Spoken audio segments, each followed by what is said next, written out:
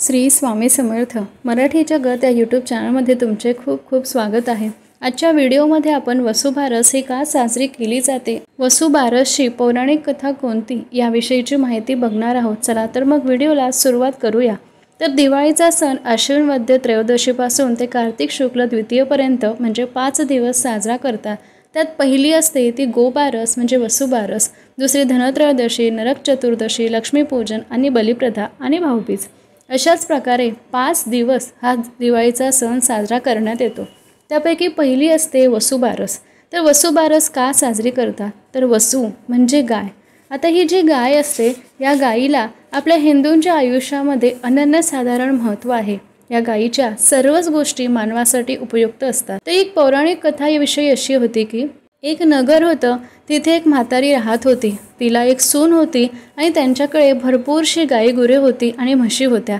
आता गवाळी मोगाळी वासरे होती। गवाळी मोगाळी वासरी म्हणजेच पांढरी आणि तांबडी असे 2 कलरची वासरे त्यांच्याकडे होती। अश्विन मास आला, पहिल्या द्वादशीच्या दिवशी म्हातारी सकाळी उठली आणि शेतावर जाऊ लागली। सुनेला हाक मारली, मुली मुली इकडे ये। सून आली आणि काय म्हणून विचारले आणि तशी म्हातारी म्हणाली, गवाळी नोगाळी शिजवून ठेव असे सांगितले आणि आपल्या शेतावर निघून गेली। म्हणजे तिला असं म्हणायचं होतं की गवाळी मोगाळीसाठी जेवण शिजवून ठेव, त्यांना खायसाठी काहीतरी कर। पण सुनेने काय केले, ती गोठ्यात गेली। मुगाळी वासरे मुड्या मारीत होती, त्यांना तिने ठार मारलं आणि त्यांचे शिजवून त्याची भाजी केली आणि सासूची वाट पाहत बसली। दुपार झाली तशी सासू घरी आली आणि सुनेने पान वाढले।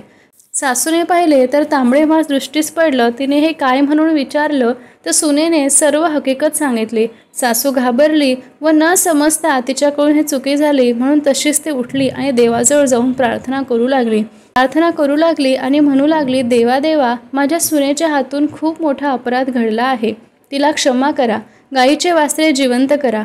असे न झाले तर संध्याकाळी मी माझा प्राण देईल, कारण त्या गायी जेव्हा घरी परत येतील तेव्हा हंबरडा फोडतील आणि त्यांचा हंबरडा बघून मी काही ते ऐकू शकणार नाही, म्हणून मी माझाच प्राण त्याग करेन। असा निश्चय करून देवापाशी बसून ती तिथेच राहिली। दिवा लावला आणि देवाने सुद्धा तिचा निश्चय पाहिला, निष्कपट अंतकरण पाहिलं। पुढे संध्याकाळी गायी घरी आल्या व हंबरडा फोडू लागल्या, पण ती काही तिथून जागेऊन उठली नाही। तशी देवास चिंता पडली, हिचा निश्चय काही ढळणार नाही असे देवास वाटले। मग देवाने गायीची वासरे जिवंत केली। ती उड्या मारीत मारीत दूध प्यायला निघून गेली। गायीचे हंबरणे बंद झाले। म्हातारीला खूप आनंद झाला। सुनेला सुद्धा आपल्या सासूची भक्ती पाहून खूप आनंद झाला। आणि त्या दिवशी होती अश्विन वद्य द्वादशी आणि या दोन्ही सासू सुनेने सुद्धा त्या दिवशी गायीचा पूर्ण गोठा स्वच्छ केला, सगळीकडे पाणी शिंपले, आनंदी वातावरण झाले। त्या गायीची वासरांची, त्या वासरांना नवीन आयुष्य मिळाले म्हणून त्या वासरांची पूजा केली, त्या गायीची पूजा केली आणि त्यांच्यासाठी छानसा स्वयंपाक करून त्यांना नैवेद्य दाखवला। त्या गायींना आणि त्याच्या पिलांना वडे खावयास दिले।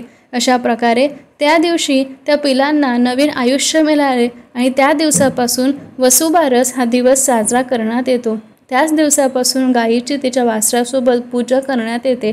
अशा प्रकारे वसुबारस ही का साजरी केली जाते त्याविषयीची पौराणिक कथा कोणती ही आपण आजच्या व्हिडिओमध्ये ऐकली।